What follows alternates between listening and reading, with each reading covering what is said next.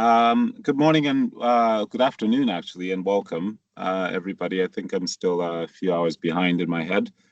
And this is the fifth race report that we're launching today. It's incredibly exciting for us because I think when we got going with this, we thought we might be able to carry it on for a year. We might be able to carry it on for a couple of years. And so it's really heartening to see the level of commitment that there still is to this work, and also seeing the number of organizations and people that are building the momentum for the work that we're trying to achieve with the race report.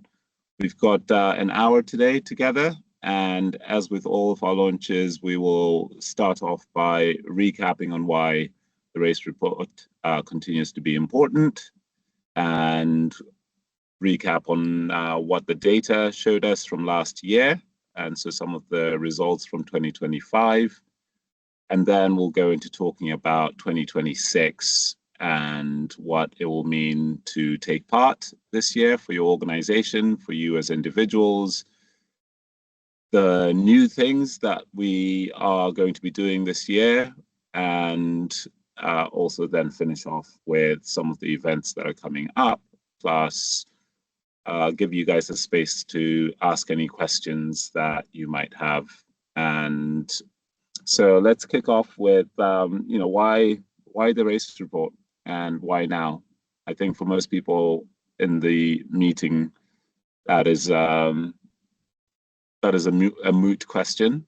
But we've got to be reminded that, this environmental profession, the conservation profession, the climate space, the sustainability sector, or however you want to put it, is a massive part of the British economy. It has a massive impact on British society, and it is an integral part of how this country improves the way it works with nature, the way it works with energy, and all of those things. And there's still a massive question mark hanging over why that particular sector employs so few people from racially minoritized backgrounds. That has always been the initial question.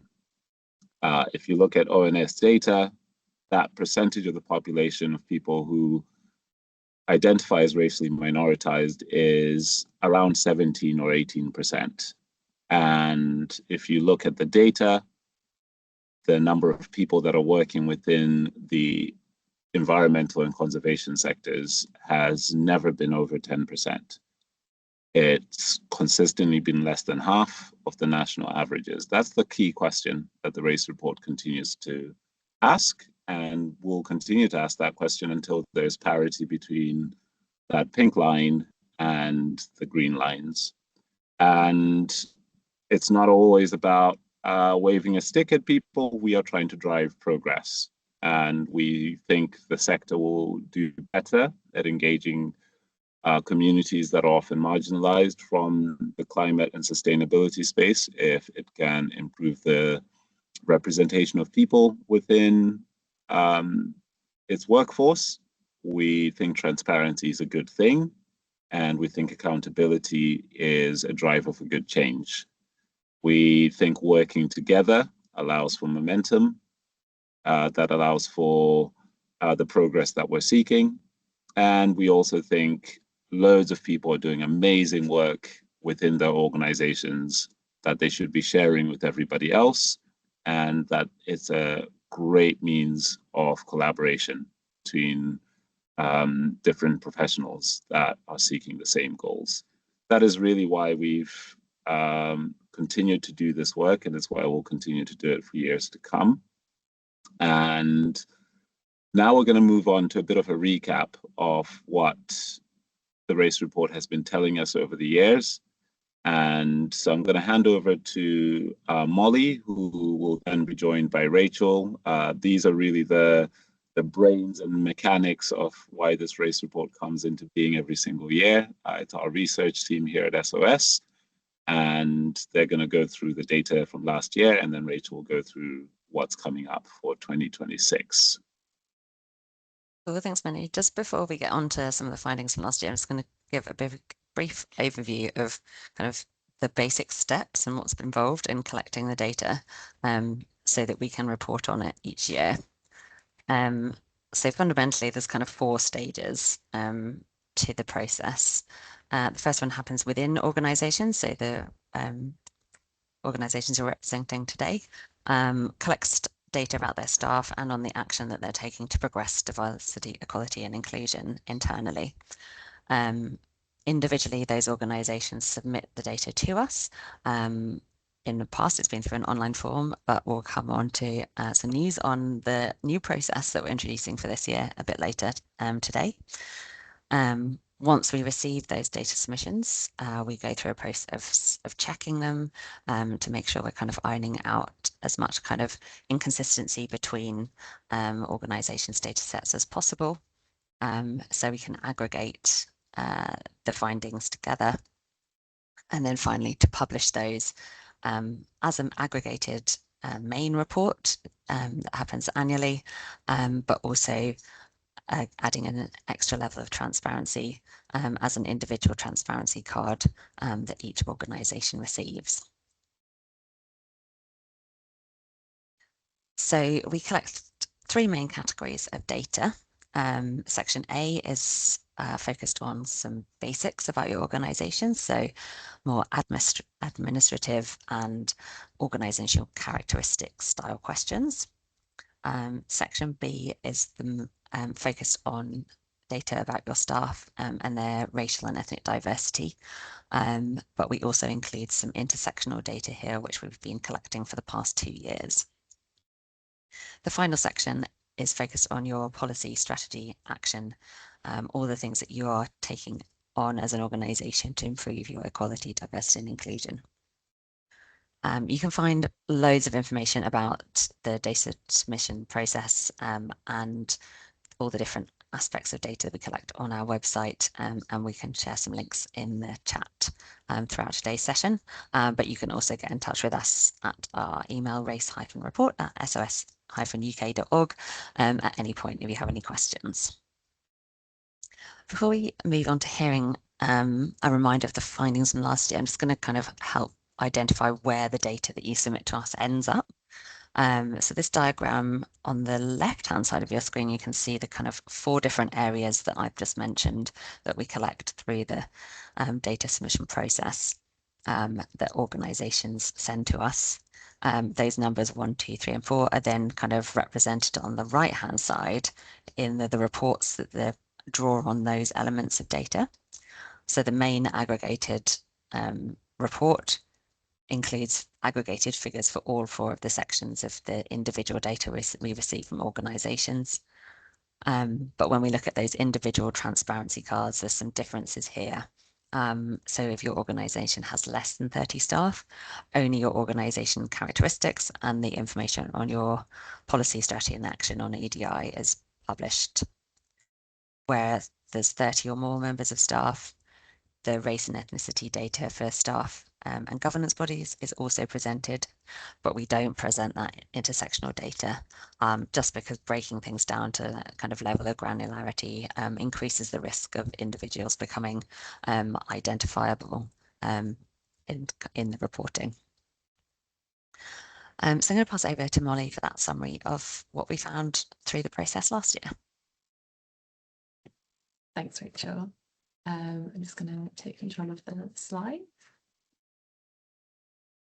Yeah, I don't mind I'll just listen a bit to what you've got to say, don't worry. Okay. So I'm just going to give a quick recap of our 2025 key findings.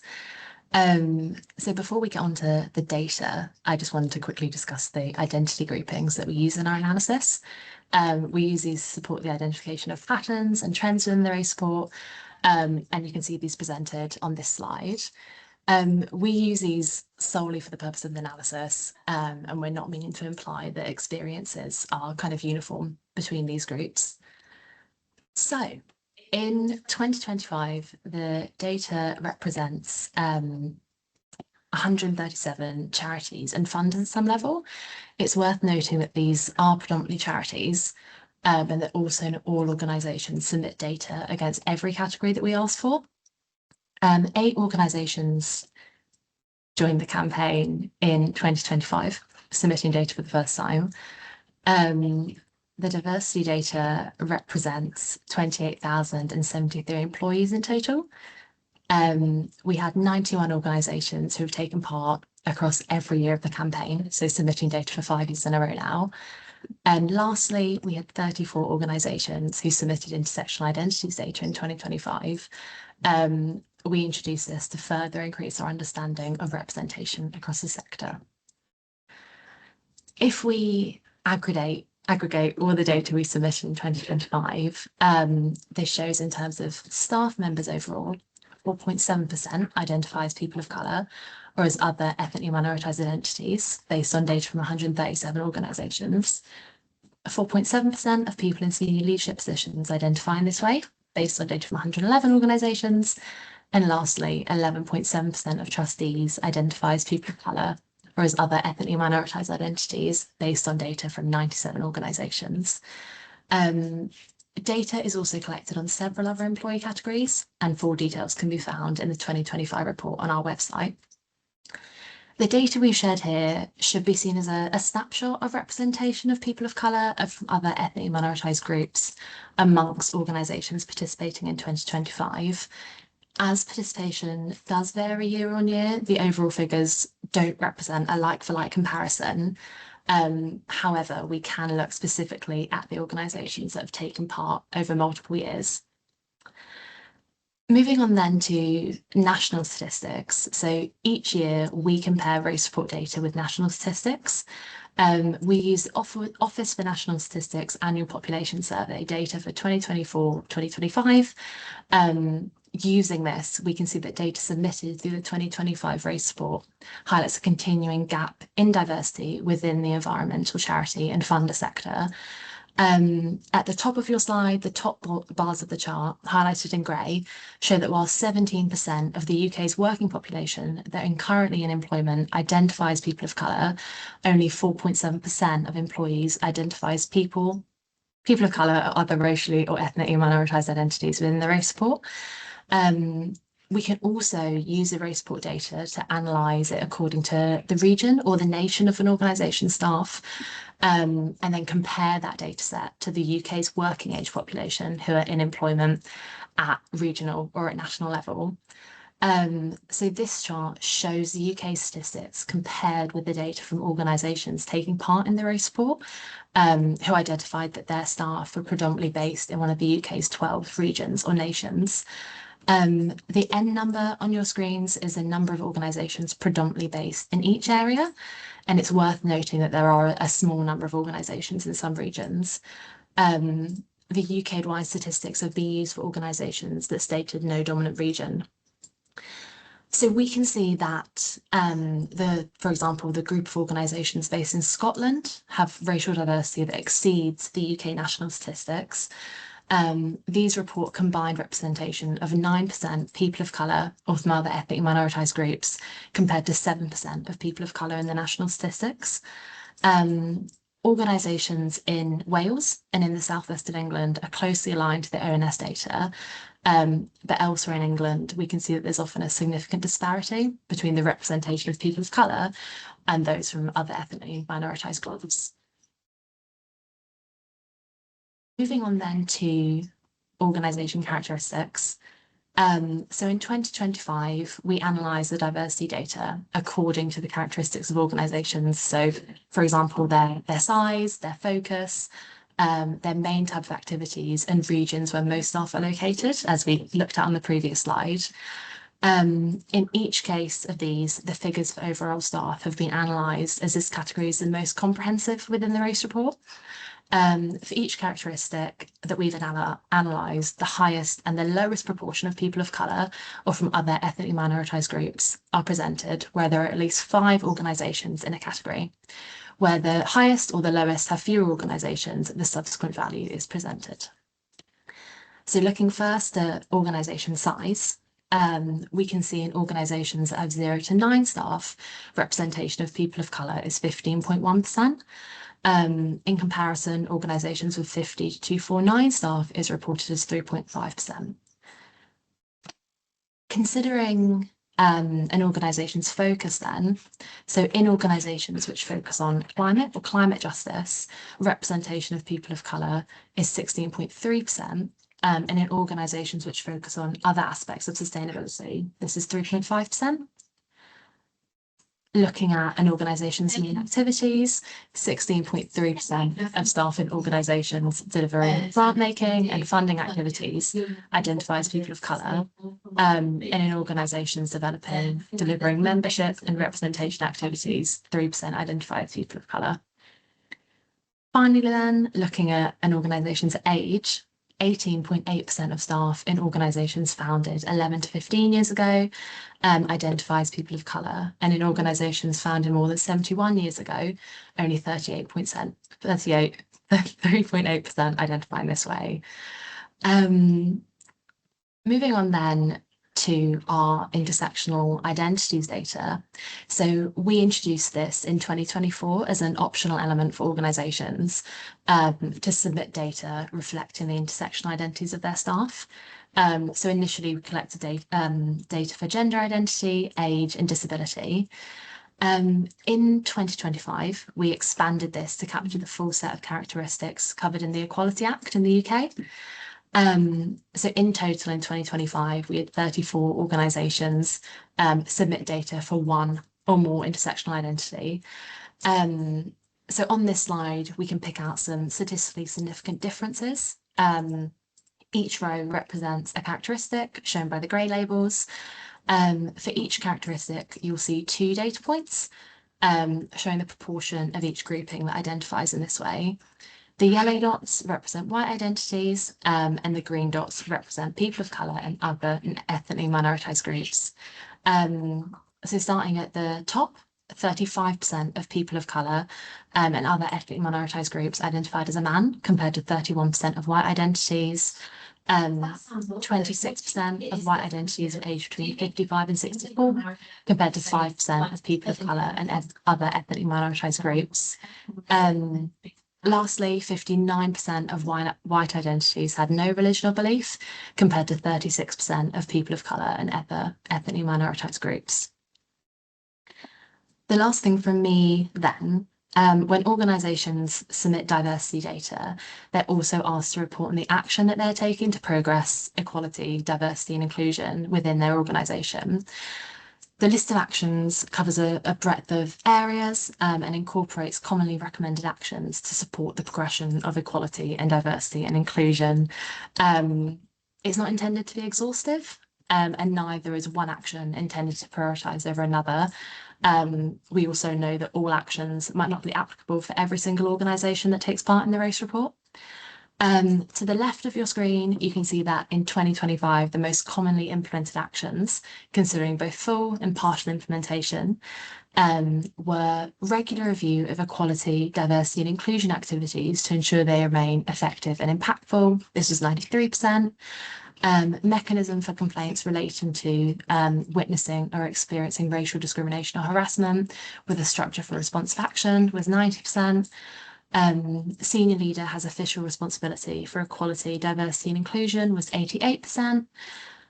Turning then to the least commonly implemented, again considering partial and full implementation, these were holding the investors in diversity accreditation or similar, which was 10%.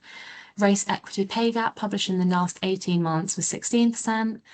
Mentoring scheme for employees of colour or for other ethnically minoritized groups was 19%. We put together this list of actions through desk research and consultation with EDI practitioners, but it is something we review each year to ensure it's kind of in line with the aspirations of the sector.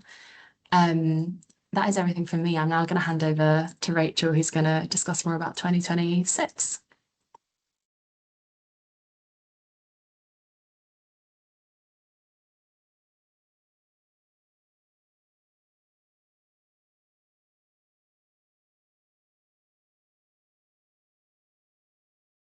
Sorry, Rachel, we can't hear you. Sorry, I didn't realise I'd been muted. Didn't miss much, only saying it'd be really great if everybody, even if you've taken part in previous years, could sign up via our website for this year's campaign. It helps us know who's taking part and who isn't, but also is really going to require this year because it will initiate us being able to set you up on our new data platform that's going to be the way that we collect data this year. So if you haven't yet registered to take part in the campaign this year, please head to the website, which is now in the chat. And if you scroll down when that page opens, there's a form that you can complete. So yeah, just to note that it's only designed for charitable organisation and funders currently. So yeah, once you've done that, so I'm clicking the wrong thing to move on. Yeah, just another screenshot here, just in case you need a reminder. If you head to the website and click participate this year, it will also take you to that same form. So the first step, registering on the data portal, that's something that kind of you'll be provided with the login details for once you've registered on the Voice Report website. Then once you've got access to the portal, you can complete sections A and C that I outlined previously within the portal, and section B is completed via a CSV file upload. The deadline for completing your submissions this year is the 25th of September. The process this year will also include some kind of validation as you submit your data. So there'll be kind of checks and error alerts if anything doesn't add up. But we'll also be checking things as a team, and we'll get in touch with you with some clarifications as required.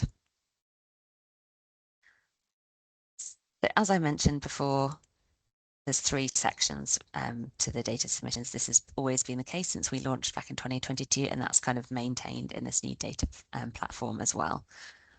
Just to reiterate, section A is your kind of admin and characteristics details. Section B is all kind of the diversity data about your staff. And section C is the action on EDI that you're implementing as an organization. So to just go through those sections in a bit more detail, section A includes things like your contact details. Will set the person up who registers the organization as the main contact within the platform, but there's also the ability to create additional user accounts, for example, if you need the support of another member of staff to complete the submission. We'll also ask for details about the organization, such as its charity number, the sector, activities, and the number of years in operation. We'll ask for some details of your staff headcount. So we'll ask for like the overall figures of headcount and also the FTE equivalent, the numbers of permanent staff you have, the numbers of non-permanent staff, numbers of people managers, and senior leaders. Please do complete those for all of the categories of data that you're submitting, because it enables that cross-referencing and validation to occur within the platform. The last headcount details are for your trustees or governance body members. And the final aspect of Section A is something that we're introducing this year, which is pay gap data. And we're going to be asking for pay gap data on ethnicity, disability, and gender. This will be mandatory for organisations with 250 or more staff, in line with government reporting requirements on pay gaps. But it will be optional for other organisations, and strongly encouraged amongst those that do have kind of 50 and above members of staff.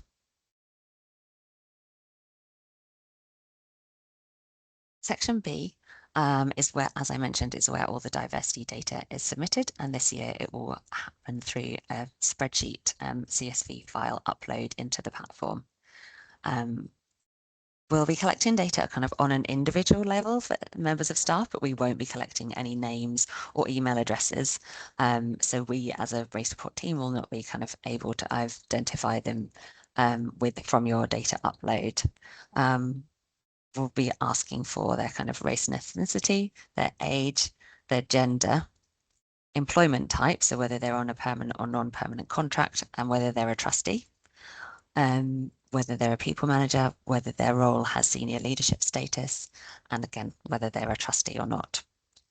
We'll also be asking for information around promotions, contract extensions, and retention. So where kind of somebody has maybe been on a non-permanent contract and has been made into a permanent role.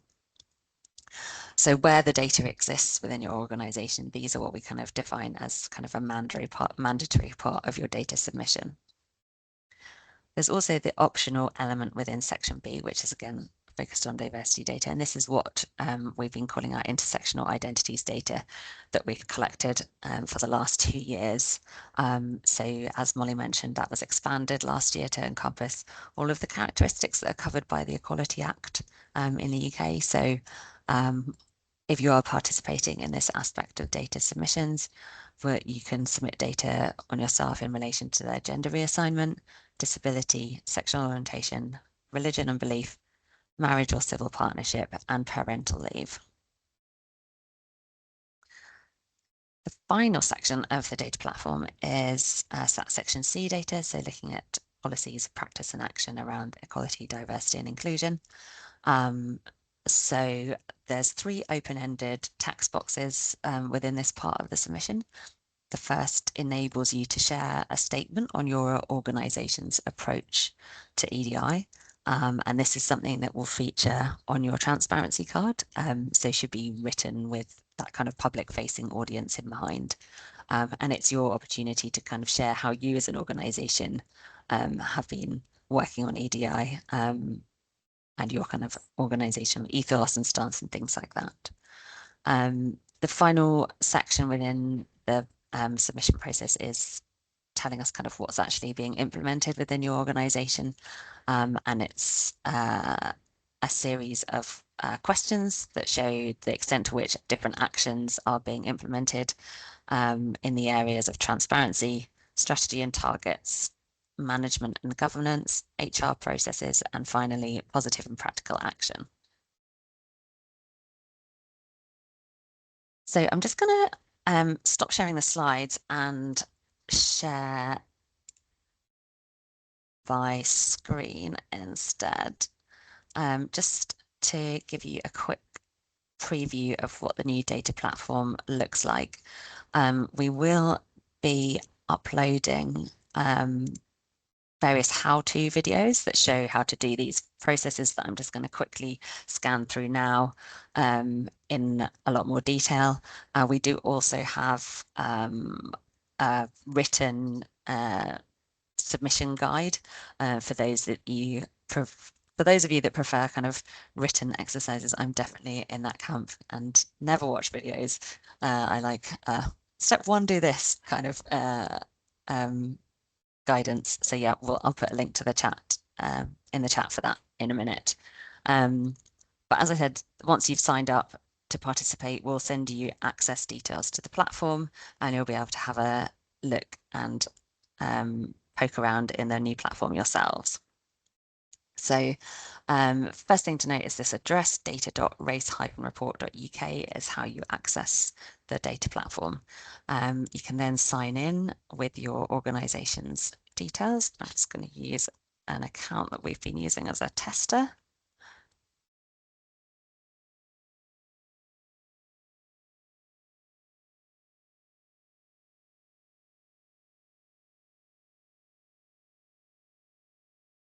And once you signed in, you will come to a dashboard, which is the main kind of page where you can head to different parts of the data submission, but also some of the admin side of the platform. So one of the things you can do, for example, if you are the main contact for an organization, you know that another member of your organization or HR team will need access, you can head to manage team. You can see kind of who has access, but you can also send invites to other colleagues using this box and then clicking send invitation, and they'll receive an invite into their inbox with instructions on how they themselves can then register. Actually, I'm just going to delete this process. And so you can see what it looks like to start off with. So if you haven't started your data submission yet, it will say here, no submission started for 2026. Once you're ready to start, you can click on this big green button here and start the process. So here you'll need to fill in kind of all details about your organization that I've mentioned in that summary. It's all kind of tick boxes and open-ended boxes with instructions for each box as to what's required. You can save and continue at any point and come back to that data, to this part of the platform at a later date. Unlike the previous system where everything had to be completed all in one go, this new platform gives you the capability of logging in as and when you have time and adding bits of data periodically up until the submission date. So if you just want to save and continue, you can go on to the section B. Oh, sorry, it doesn't like being screen shared. I'm just going to add some data in here.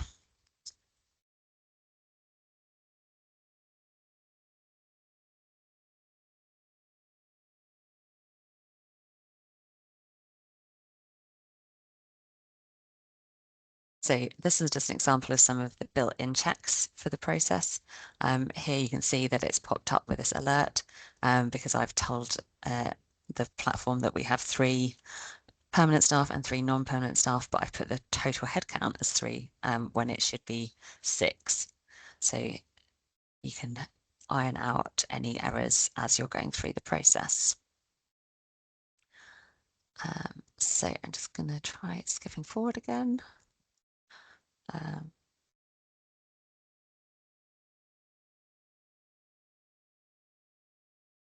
So once you get onto the section B stage, this is the element that's done via a CSV upload.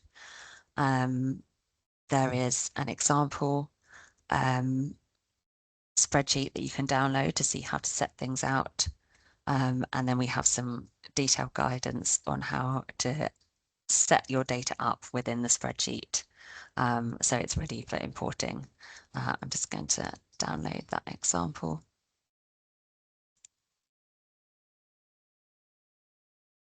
And hopefully you can see that on my screen now. Molly or Manny, can you just confirm that you can see the spreadsheet? Yes, great. So as you can see here, the top row is the name of the column. This is what data is featured in this column.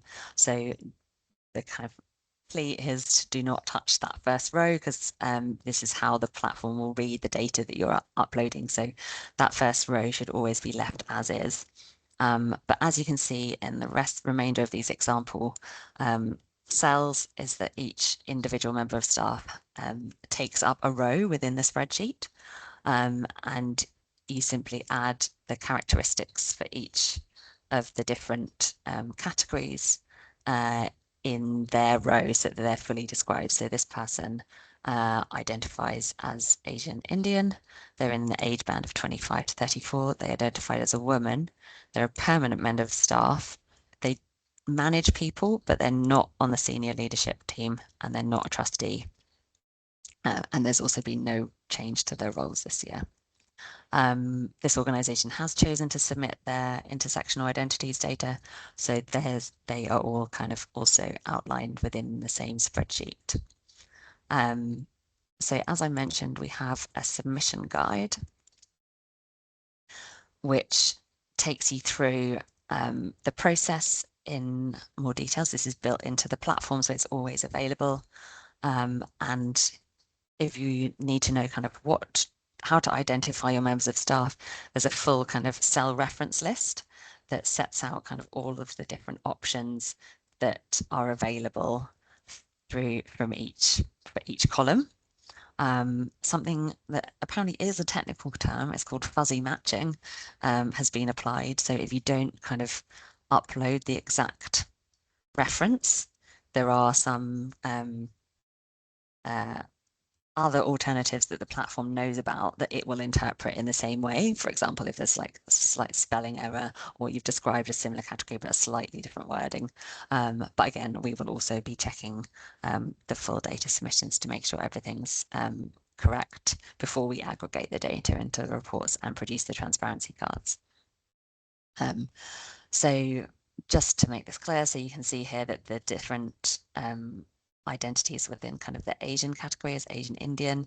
If you recall the spreadsheet, that first staff member was identified as Asian Indian, so that kind of reference marker has been used to identify their racial identity.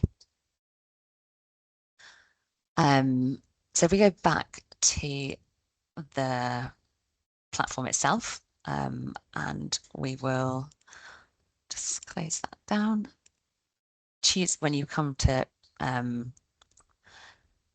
upload your data, you just simply choose the CSV file. It will give you a preview of what it will import, and you can just click upload and validate. Here it will say also has some built-in validation, so it will refer back to that data that I put in section A and tell you where there's any discrepancies between what you've imported in your spreadsheet and what you've already said. For example, is the total number of staff. I've said that we had 6 members of staff, but there's only kind of 4 rows in the spreadsheet. So there's something awry here. So that needs kind of re-looking at, and you can re-upload the CSV file once it's been edited to address those. If I skip ahead to section C, as I mentioned before, these are all kind of open-ended boxes which allow you to share, for example, your approach to EDI that will feature in your transparency card. But there's also 2 other boxes where you can share further details with us. So the first is anything that you feel is particularly innovative or has been particularly impactful for your organization. We won't publish this without contacting you first, but we are really keen to hear where people are trying new things and seeing positive results. There's a final box for you to share anything in relation to your data submission. You can also use this to identify anything that you might have concerns about, and we will get in touch with you to talk through those concerns before publishing anything. The last aspect is all the section C actions. So you simply choose from a drop down here for each of the different actions that we are recording progress against. When you're finally ready to submit, you can click this consentment statement, which kind of is just your agreement that your data is the best, accurate to the best of your knowledge, and consenting to its use. Continuing to review. And then when you want, it will again tell you about any discrepancies that exist within the data. And when you're finally ready to submit it to the race report team, you can press this green button here and it will alert us to your submission, which we can then review, and then we will kind of finalize it within the system as well. There are other features that will be coming to the platform that aren't available yet because there is no data yet in the platform, but your transparency card will also be accessible through the platform this year. There is the capability of just making certain elements of it public, so only the kind of information that will feature on your transparency card will be accessible to the public domain. It will be a similar format to our previous transparency cards, but it will just be hosted within this platform rather than us as a team manually producing them each year. So it should be a lot smoother, the process this year. I'll stop sharing now and I'll go back to the slides. But as I said, we will be doing kind of more detailed videos of how to use the platform and sharing those on our website in due course. So let me just start the presentation again.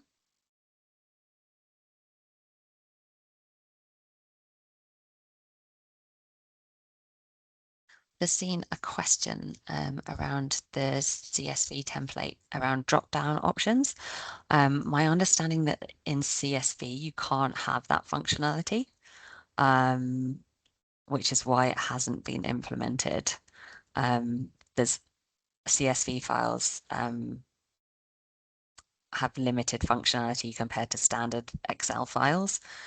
The reason for that is beyond my expertise, but I will double check with our provider who's created this platform for us, but that's my understanding of why that isn't possible. It might be that this is something that we can create as an extra template for you to input the data, but then it would need to be converted to a CSV file. So we'd have to check that some of that data isn't lost. I guess, yeah, sorry, I'm just rambling while I'm talking out loud, but leave it with us and we'll explore whether that's possible or not. I can see another question. Sorry, we're jumping ahead to questions, but I'll just answer these now while we're talking about the platform. Peter asks, how long is a piece of string type question, but how long roughly would it take an organization with around 150 to submit the data? I think it's hard for me to say because I'm not sure how you collect your data. If it's in through a survey or other platform that you can export into a spreadsheet, it should be quite a simple process to then align it with the references that we need, because you could use things like find and replace to change your labels, data labels, to the cell references that we've designed. But yeah, I think it is hard for me to answer that from like start to finish without knowing a bit more about the processes that you use to collect the data. There's also a question around additional data that you collect anyway. No, so if that's added into the template, I think it won't be read by the platform. It is something that we have been talking about, increasing the range of characteristics that we collect data on, particularly those ones that you've highlighted. And yeah, Manny, I don't know if you want to jump in on that point, but I think in terms of like from like a practicalities, we've tried to kind of like incrementally change what we do each year rather than substantially change it. So, for example, we introduced the intersectional identities element with just 3 characteristics in the first year. Then we've expanded that last year because we also made changes to the process this year and introduced pay gap data. We didn't make any other changes, but it might be that we that's next year's development and look more at kind of other characteristics outside the kind of Equality Act ones that we've included, that we can explore including that next year. Just seeing Sarah's question around collecting data for an optional survey. If some staff don't respond, headcount won't match. Yes, so you would just enter a blank row for them.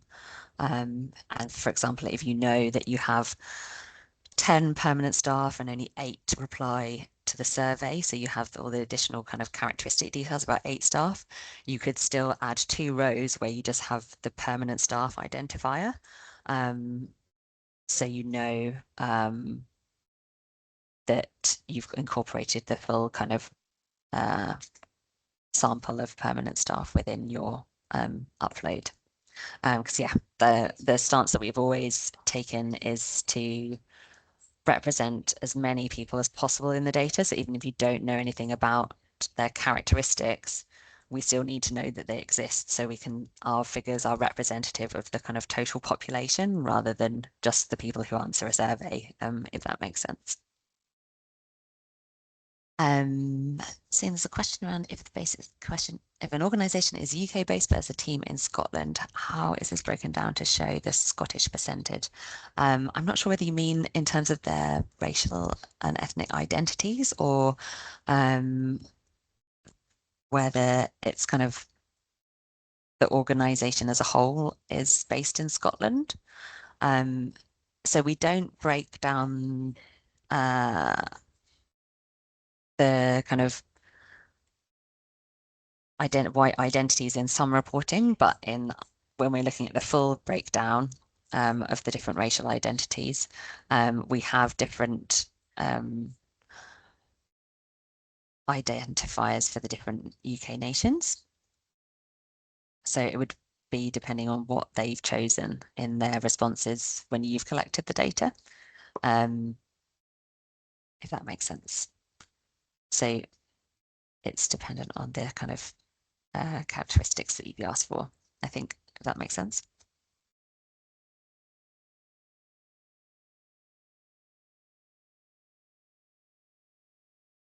Do you want to answer this final question, Rachel? Oh, yeah, sorry, I've just seen there's another one. We're a global organisation with colleagues in different countries that understand you only collect UK data, but do you work with or recommend other organisations who do similar work globally? I guess, yeah, Manu, you might be in a better position to answer that one. Yeah. Hey, Florence, I think we have worked with alongside a recruitment company that was looking at collecting data globally. And yeah, there are a few options. It really depends on why you're collecting the data and the extent to which that data is going to be public, or if it's just going to be private. Molly or Rachel, do you mind putting our race report email into the chat? It would be good to know a little bit more, Florence, about what you're trying to achieve, and we can answer the question a little bit more accurately or see what we are able to help. Thanks, Rachel. Shall we go back to the slides? I'm just Yes. keenly aware of the time. Thanks for all the questions, everybody. A slight change around in the agenda, but all really good questions, and both via that email and through the website, you should be able to get all your questions answered. I'm going to talk a little bit now about next steps, as well as some of the events we've got coming up. I can't see the slides just yet, Rachel. No, it's telling me that it's having difficulty uploading my presentation. Oh no, But that's a shame. I will just try it from a different method. Okay. All right, great. Okay. So yeah, I've just been talking there about some of the support options. We are really keen to make sure that this process is as simple as possible, doesn't take up a ton of your time, is something that both your staff and your leadership teams are as engaged with as possible. We are constantly collecting feedback, and the development into the platform that we've now got is mostly driven by feedback that organizations have given us over the last few years. So we hope and are pretty confident that this is a massive improvement on how data collection has gone over the past few years. And so please continue to give us feedback. If you'd like any support as you're collecting data or anything that feels confusing, we've got our first support webinar on the 3rd of June. We'll be sending out the details for that from 2 till 3 p.m. Our FAQs are being constantly updated to make sure that they reflect people's actual needs. And if you go to our website, you will be able to go through the submission guide and see bits and pieces of things that you might need. As somebody who runs an organization outside of the race report myself, I am so looking forward to being able to submit my data this way than I've had to do over the previous few years. So yeah, And always we're on hand to respond to emails as you go along. So please don't hesitate to ask questions, and we'll get back to you as soon as possible. Can we move on to the next slide, please?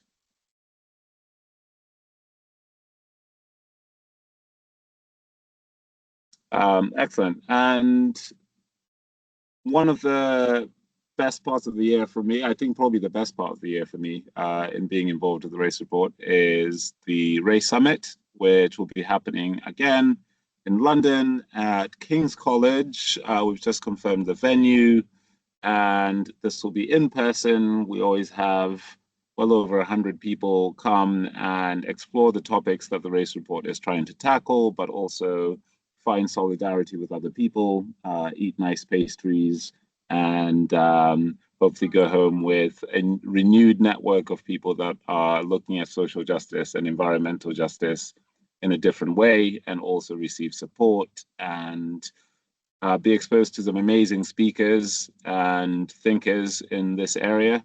And so we'll be releasing details of how you can sign up to that, or how you and your teams can sign up to that very, very soon. We're just finalizing all the details for that, and hoping that as many of you and your colleagues as possible are in attendance on the 30th of June. So watch this space. And we'll also be releasing details of learning exchanges, as I said at the beginning, at the top of the call, that we are interested in creating collective action and people to share experiences and best practice that is happening within their own organizations, and seek support from others. So if you've got any topics that are currently niggling you, things that you think you could get help from us or from others, use the same email address to get in touch and ask us as many questions as you can, and then we'll hopefully try and feed that into the learning exchange webinars as they come up. And again, please watch the space for both dates and topics that we'll be covering in those. Next slide, please, Rachel. Thank you. So, do you want me to cover this, or should I just go ahead? Yeah, I guess it's just a reminder everyone can see it on screen. Amazing, great. So today is, oh, go back. Okay, so today is the official launch. It means if you're ready and you know what you're doing, you can start submitting data from right now.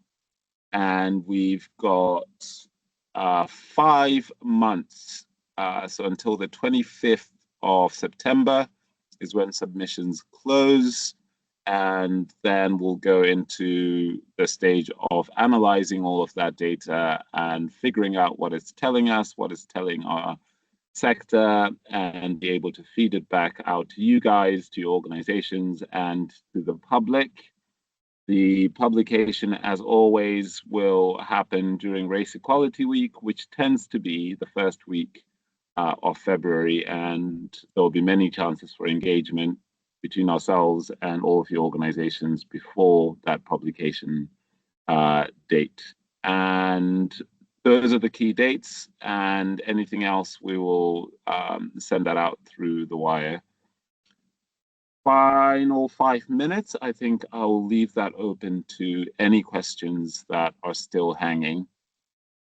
Yeah, I've seen there's a couple around people who have registered already but haven't received their sign-in details. Yeah, we've had quite a few organizations who have already signed up, and thank you very much for doing that. But the platform wasn't quite ready. You were too keen. So we will now be sending out your login details. We'll be doing that this afternoon or tomorrow. So you'll be able to log in and have a look around and see if there's anything, like I said in the chat, if there's anything that's missing from the support guidance that you're not sure of, please do just let us know, because we want to improve these resources. But as we're all kind of on a learning curve with this, we've done as much as we can at the moment, but there's always things that people uncover that you haven't thought of. So we are keen to hear those.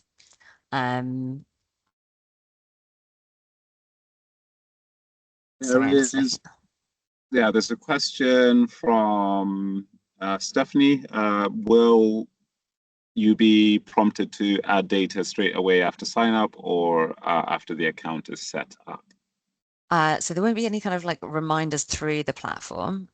Once we send you the account details and you've logged in to the platform, it's up to you as an organization to upload the data. We may send you reminders, but they will come from email rather than receiving prompts from the platform itself. But as soon as you have access to the platform, you can start uploading data from this afternoon if you want to, when we send out those details. And I'm going to answer a question that's come in from Julia, which is around impactful and innovative ideas that have been shared through. If you go to our resources on the website, some of these actions that organizations have taken, and some of them are on there. I think it's something that we are working on to make sure that we can be leaning into what other organizations are doing. If you'd like any support, obviously, as you think about what your own strategy for increasing representation or making your organization more diverse or inclusive, then we're always open to that conversation. But the report itself as to what sort of things people are doing, so that section C bit that we kept talking about, that gives you an idea of the sorts of things that people are doing. And just to say, which probably didn't come out as clearly as we were going through through this last hour, organizations that have been taking part year on year are the ones that are showing the greatest improvement. I think that's correct, right? Like we're seeing the biggest increase in both representation and other stats for those organizations. So it's always worthwhile going back to the previous reports and seeing what people were doing. Is there any other questions that we haven't answered? I can't see any others. So it leaves me to say thank you very much for coming to this launch. We're very much looking forward to all of your organizations taking part this year. The door is totally open for you to send us any questions you might have, any suggestions, any feedback. And we're really hoping that the new way of collecting data is something that makes it a lot easier and a lot more effective for all of you and the organizations you're working in. We very much look forward to seeing all of you in person at the Race Summit in just under a couple of months. And yeah, I think that is about it from all of us. And have a good week and see you all very soon. Take care.